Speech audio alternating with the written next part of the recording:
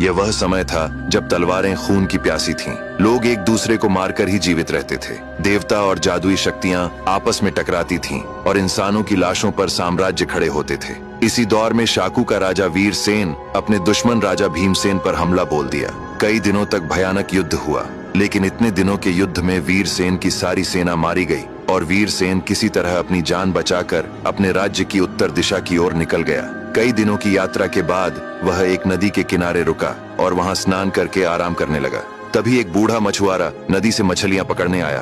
उसने एक वीर योद्धा को देखा तो चौंक कर बोला, हे वीर, आप कौन हैं? कहां से आए हैं? वीरसेन ने कहा, बाबा, मैं शाकू का राजा वीरसेन हूँ, पर मेरे दुश्मन राजा ने मेरा सब कुछ लूट लिया है और मैं किसी तरह अपनी जान बचाकर भाग निकला हूँ। अब मैं किसी काम की तलाश में हूँ, कहीं भी काम करके रह लूंगा। बूढ़े ने कहा, बेटा, तुम मेरे घर चलो, तुम्हें वहाँ खाने रहने की कोई तकलीफ नहीं होगी।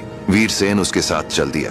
बूढ़े मछुआरे की एक बहुत ही सुंदर बेटी थी। उसने अपनी बेटी का विवाह वीरसेन से कर दिया और दोनों सुखपूर्वक रहने लगे। कुछ दिनों बाद वीरसेन को एक पुत्र प्राप्त हुआ जो अत्यंत सुंदर था। उसका नाम दक्ष रखा गया।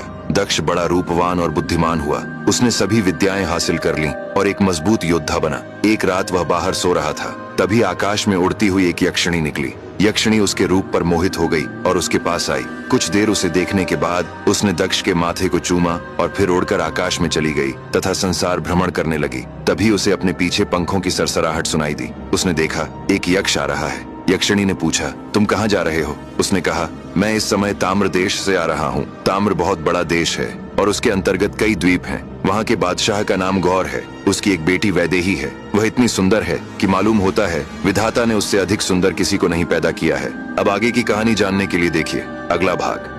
यक्षिणी ने जब यक्ष से पूछा तो उसने राजकुमारी वैदेही के बारे में बताया। यक्ष ने कहा कि राजकुमारी वैदेही जैसी सुंदरी संसार में दूसरी नहीं। उसके होंठ मूंगे की तरह लाल और कोमल थे। तिरछी मद भरी आंखों में ऐसा आकर्षण था कि देखने वाला ठिठक जाए। उसकी चाल हंसिनी सी मृदुल थी और वाणी में चांदी की घंटियों सी मधुर खनक। जब वह हंसती तो मानो फूल झर पड़ते। उसके पिता बादशाह गौर ने करोड़ों अशर्फियां खर्च कर उसके लिए 7 खंडों का अद्भुत महल बनवाया है। महल के चारों ओर विस्तृत वाटिका है जहां तरह तरह के फलदार और पुष्पित वृक्ष सजे हैं, जिसकी सुगंध से वातावरण महकता रहता है।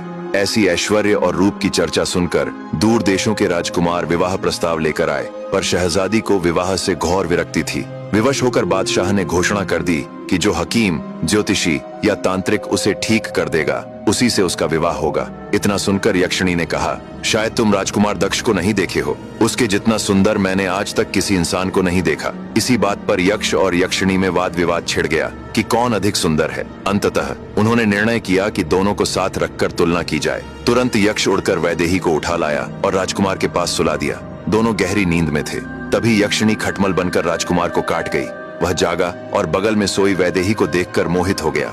उसे लगा, काश मैंने पहले इसे देखा होता। फिर उसने अपनी हीरे की अंगूठी उतारकर शहजादी को पहना दी और उसकी नीलम की अंगूठी स्वयं पहन ली। फिर यक्षिणी के जादू से वह पुनः सो गया। अब यक्ष मच्छर बनकर राजकुमारी को डंक मार दिया। वह जागी और सुंदर युवक को अपने पास सोता देख चकित रह गई। विवाह से विरक्त रहने वाली वह भी उसे देखते ही मोहित हो उठी और वह राजकुमार को देखते देखते सो गई। फिर यक्ष राजकुमारी वैदेही को उठाकर उसके महल में पहुंचा आया। जब सुबह राजकुमार जागा तो राजकुमारी को पास न पाया तो उसने एक नौकर को बुलाकर पूछा, पर नौकर ने कहा, स्वामी मैं पूरी रात यहीं पर था, पर मैंने किसी को आते जाते नहीं देखा और कमरे पर तो बाहर से ताला लगा था। राजकुमार असमंजस में पड़ गया कि यह सब स्वप्न था या सत्य, पर उसकी उंगली में राजकुमारी की नीलम की अंगूठी अब भी चमक रही थी, जो गवाह थी कि रात की घटना सच थी। अब आगे की कहानी जानने के लिए देखिए अगला भाग। यक्षिणी और यक्ष की वजह से राजकुमारी वैदेही और राजकुमार दक्ष एक साथ एक कमरे में ही थे, लेकिन सुबह होते ही यक्ष फिर वैदेही को उसके महल में पहुंचा आया। सुबह दक्ष सोच में पड़ गया कि रात में उसके साथ वह राजकुमारी कौन थी और इसी तरह दक्ष उस राजकुमारी के विचार में दिन रात डूबा रहता। एक दिन उसकी तलाश में दक्ष निकल पड़ा। चलते चलते वह एक नगर में पहुंचा। तभी उसने देखा कि एक व्यापारी की सवारी निकल रही है, जिसके पीछे सोने चांदी से भरी 100 बग्घियां चल रही थीं। दक्ष ने एक बूढ़े से पूछा, बाबा, ये कौन है जो इतना धनवान है? इतना धन तो राजा के पास भी नहीं होता। बूढ़े ने कहा, बेटा, इसकी कहानी बहुत ही अनोखी है। अब ध्यान से सुनो। इसका नाम व्याड़ी है। व्याड़ी के माता पिता बचपन में ही मर गए थे और इसने गरीबी में जीवन व्यतीत किया।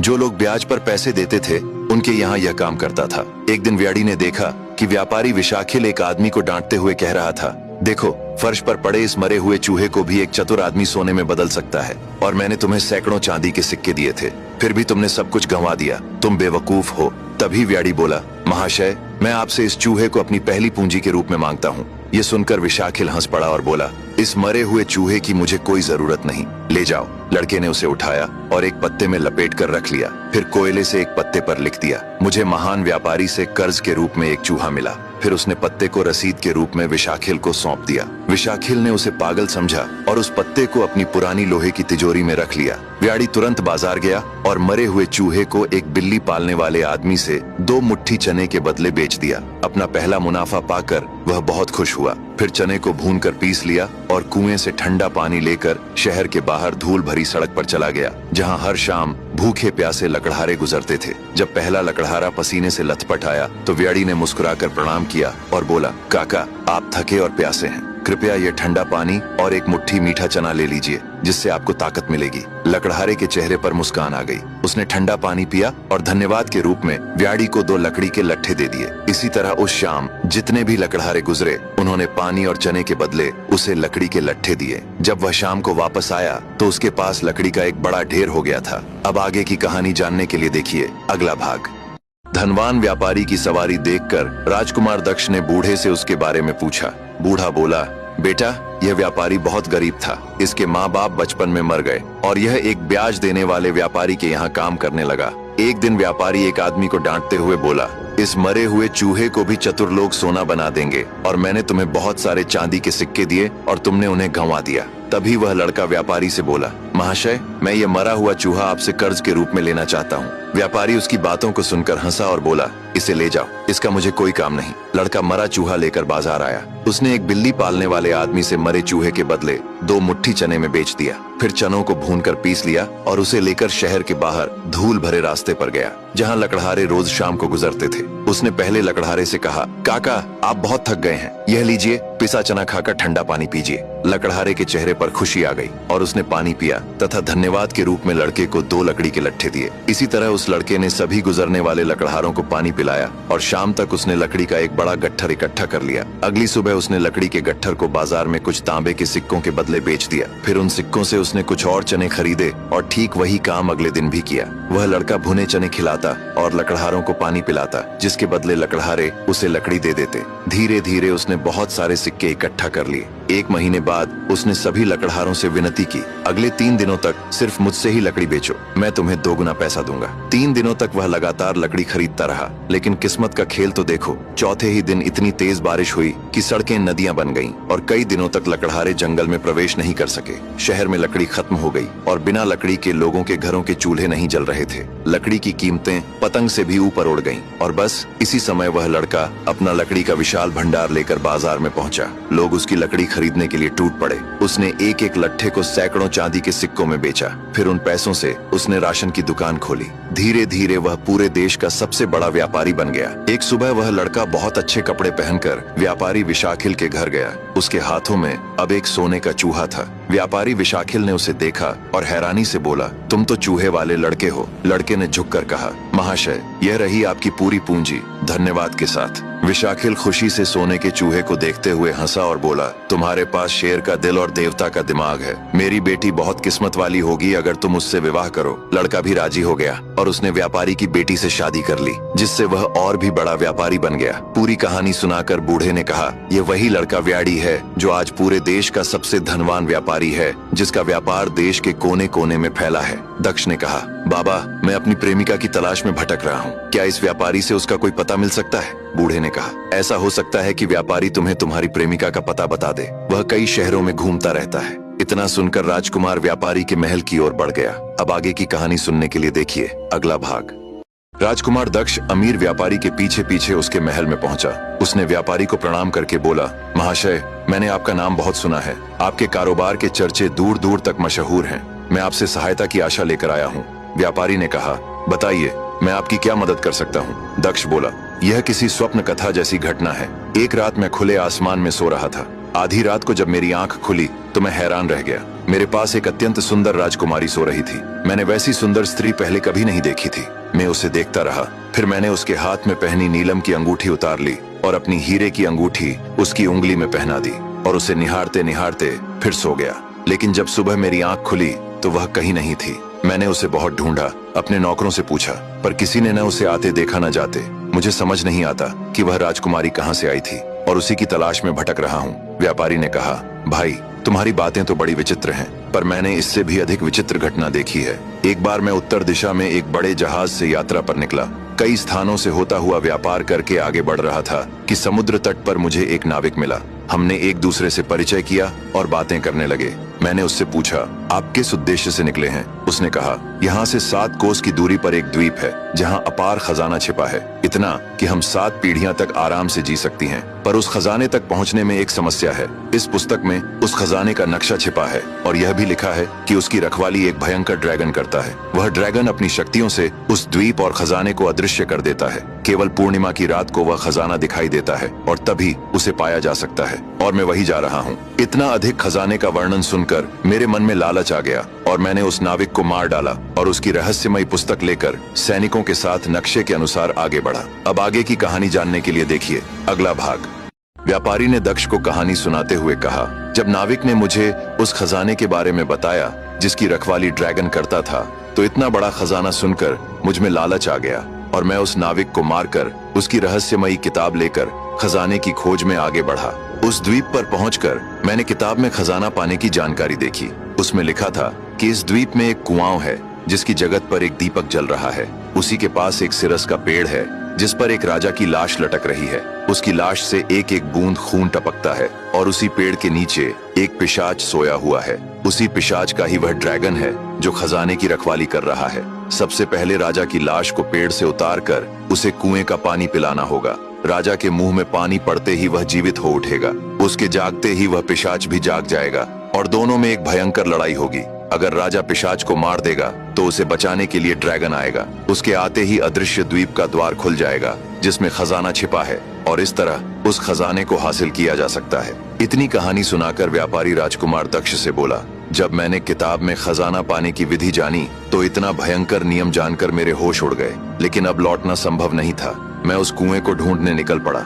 लगातार 3 दिनों तक भटकता रहा और चौथे दिन मैंने एक बहुत ही सुंदर स्त्री को एक सरोवर के पास रोते हुए देखा। मैं उसके पास गया और बोला, देवी, इतनी दर्द भरी स्वर में आप क्यों रो रही हैं? उसने कहा, मुसाफिर, तुम यहाँ क्यों आ गए? क्या तुम्हारी मौत तुम्हें यहाँ लेकर आई है? यह द्वीप शापित है। मैंने कहा, मैं यहाँ खजाने की खोज में आया हूँ जो इस पुस्तक में लिखा है। उसने कहा, तुम एक जाल में फंस गए हो। तुम्हें रास्ते में एक नाविक मिला था? मैंने कहा, हाँ, मैंने उसकी हत्या करके यह किताब छीनी है। उस स्त्री ने फिर कहा, नादान मुसाफिर, वह आदमी एक छलावा था। वह ऐसे ही समुद्र में गुजरने वाले लोगों को अपने जाल में फंसाता है। वह नाविक यहाँ रहने वाले एक पिशाच का सेवक है। वह लोगों को इस द्वीप पर छिपे एक बहुत बड़े खजाने के बारे में बताता है। जब लोग लालच में यहाँ आ जाते हैं तो यहाँ उनकी मौत बनकर एक पिशाच इंतजार करता है। वह इस द्वीप के बीच में बने एक कुएं के पास रहता है और भटक कर आए हुए मुसाफिरों को मार डालता है। चलो, मैं तुम्हें दिखाती हूँ। वह मुझे एक झोपड़ी के पास ले गई और वहाँ पहुंचकर जोर से बोली, बच्चों, तुरंत आ जाओ, मैं तुम्हारे लिए भोजन लेकर आई हूँ। अचानक उसका रूप बदल गया और वह एक डायन बन गई। अब आगे की कहानी जानने के लिए देखिए अगला भाग। व्यापारी ने दक्ष से कहा, जब वह उस सुंदर स्त्री के साथ में आगे बढ़ा तो वह मुझे एक झोपड़ी के पास ले गई। फिर उसने आवाज लगाई, बच्चों, तुरंत आओ, मैं तुम्हारे लिए भोजन लेकर आई हूँ। अचानक उस झोपड़ी से डायनों की पूरी सेना निकल आई और सभी मेरे सैनिकों पर टूट पड़ी। मेरी आंखों के सामने मेरे सैनिक मारे जा रहे थे, पर मैं अपनी जान बचाने के लिए वहाँ से भागा और पास बह रहे एक झरने में कूद पड़ा। उन्होंने सैनिकों को मारकर काफी भोजन पा लिया था, इसलिए वे मेरे पीछे नहीं आए। मैं पूरी रात तैरता रहा। सुबह एक किनारे पर निकलकर अपनी किस्मत पर रोने लगा। उस डायन ने मुझे सब कुछ झूठ बताया था ताकि वे मेरा शिकार कर सकें, लेकिन अब भी मेरे दिल में उस खजाने को ढूंढने की लालच बाकी थी। फिर मैंने झरने का पानी पिया और कुछ जंगली फल तोड़कर खाए और उसके बाद उस खजाने की खोज में आगे बढ़ गया। पूरा दिन चलने के बाद जब रात हुई तो मैंने कुछ चमकती हुई रोशनी देखी। ये वही दिया था जो कुएं पर जल रहा था। उसके पास राजा की लाश पेड़ से लटक रही थी और पेड़ के नीचे एक पिशाच सो रहा था। सबसे पहले मैंने राजा की लाश को धीरे से जमीन पर उतारा, फिर कुएं का पानी लाकर उसके मुंह पर डाला। पानी पड़ते ही वह राजा जोर से चीखा। अचानक उसका पूरा शरीर बदल गया। अब वह इतना बलशाली और मजबूत योद्धा बन गया कि उसे देखकर ही दुश्मनों के पसीने छूट जाएं। तभी पिशाच भी जग गया। उसने कहा, दुष्ट, तू कौन है जिसने इस राजा को जगाया? अब सबसे पहले मैं तुझे खाऊंगा, फिर इस राजा को मारूंगा। वह तेजी से मेरी ओर झपटा, लेकिन वह योद्धा राजा मेरे सामने आ गया और पिशाच से भिड़ गया। दोनों के बीच भयंकर युद्ध हुआ और अंत में राजा ने उसका सिर काट दिया। उसके मरते ही एक तेज रोशनी चमकी और अचानक धरती कांपने लगी। तभी एक महाविशाल ड्रैगन प्रकट हुआ। उसकी आंखें गुस्से से भरी थीं और वह दहाड़ता हुआ आगे बढ़ा। उसे देखकर तो मानो मेरे प्राण ही सूख गए, लेकिन जब ड्रैगन ने उस राजा को देखा तो वह शांत हो गया, जैसे कोई पालतू घोड़ा अपने मालिक को पहचान लेता है। उसी तरह वह राजा के सामने आकर घुटनों के बल बैठ गया। इतनी सारी घटनाएं एक साथ देखकर मुझसे रहा नहीं गया। मैंने उस राजा से पूछा, हे वीर राजा, आप कौन हैं? आपकी ये हालत कैसे हुई और आखिर उस खजाने का रहस्य क्या है? तब उस राजा ने अपनी कहानी सुनानी शुरू की। अब आगे की कहानी जानने के लिए देखिए अगला भाग।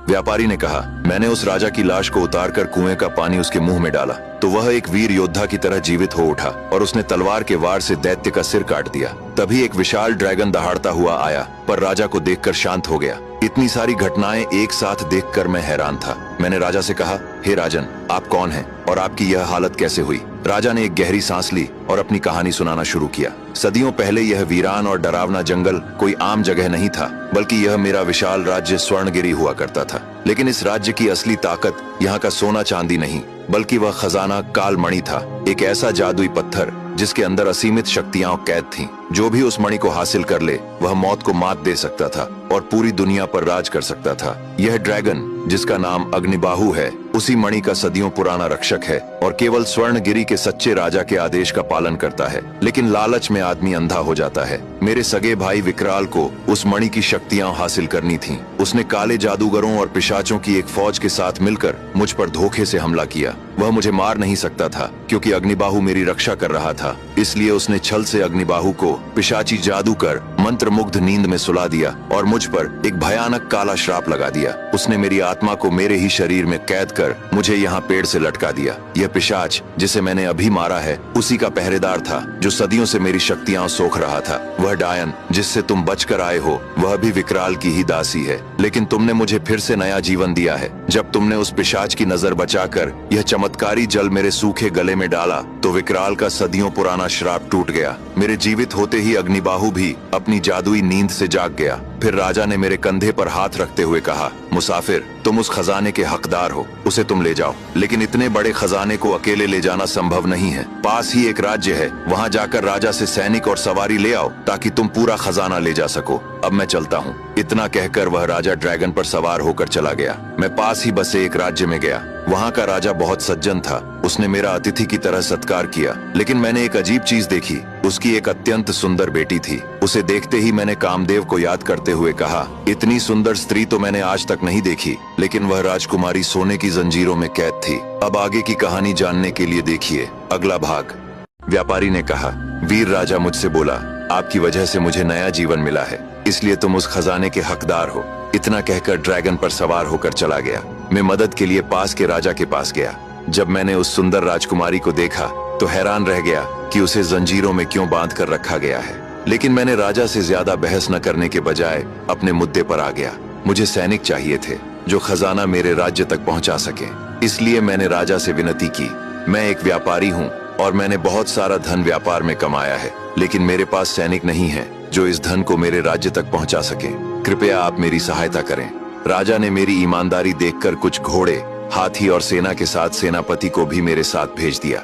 लेकिन जब हम नगर की सुरक्षा द्वार से बाहर निकले तो मुझे एक अजीब नजारा दिखाई दिया। मैंने देखा कि नगर की प्रवेश द्वार पर कई आदमियों के कटे हुए सिर लटके हुए थे। मैं हैरान था कि इतना नेक राजा इतना कठोर कैसे हो सकता है। तभी मैंने सेनापति से पूछा, श्रीमान, कृपया मुझे बताइए कि ये कौन लोग हैं? इन्हें किस अपराध में काटकर यहाँ टांग दिया गया है? सेनापति उदास होकर बोला, क्या बताऊं, मेरे राज्य पर किसी की नजर लग गई है। हमारी राजकुमारी वैदेही इतनी सुंदर थीं कि उनकी सुंदरता के किस्से दूर दूर तक मशहूर थे। तमाम राजकुमार उनसे शादी करने को तैयार बैठे थे। लेकिन एक सुबह जब वह सोकर उठी तो न जाने किस राजकुमार की बातें करने लगीं। वह कह रही थीं कि किसी राजकुमार के साथ उन्होंने रात बिताई है। वह पागलों की तरह बातें कर रही थीं। धीरे धीरे उनका पागलपन बढ़ता गया। इससे राजा परेशान होकर घोषणा किए कि अगर वह राजकुमार आ जाए जिसके कारण राजकुमारी का ऐसा हाल हुआ है तो उससे शादी कर पूरा राज्य उसे सौंप दिया जाएगा, लेकिन अगर कोई झूठ बोलकर आया तो उसका सिर काटकर नगर द्वार पर लटका दिया जाएगा। धन और राजकुमारी के लालच में कई नौजवान राजकुमार आए, पर राजकुमारी ने उन्हें पहचानने से साफ मना कर दिया, इसलिए उनके सिर काटकर यहाँ टांग दिए गए और राजकुमारी के बढ़ते पागलपन की वजह से उन्हें बंदी बनाकर रखा गया है। मुझे भी सेनापति की बात सुनकर अफसोस हुआ, लेकिन हम आगे बढ़ गए। खजाने को लेकर मैं आज ही वापस लौटा हूँ। तुमने रास्ते में मुझे देखा भी होगा। दक्ष व्यापारी की पूरी कहानी सुनकर रोने लगा और बोला, आपने मेरी मनोकामना पूरी कर दी। वह राजकुमारी कोई और नहीं, शायद मेरी प्रेमिका ही हो, जिसकी खोज में मैं यहाँ तक आया हूँ। अब मैं उससे बहुत जल्द मिलना चाहता हूँ। कृपया आप मेरी मदद करें। व्यापारी ने कहा, तुम फिक्र मत करो, 1-2 दिन में सेनापति अपने सैनिकों के साथ वापस आएगा, तब मैं तुम्हें अपना भतीजा बनाकर उसके साथ भेज दूंगा। अब आगे की कहानी जानने के लिए देखिए अगला भाग।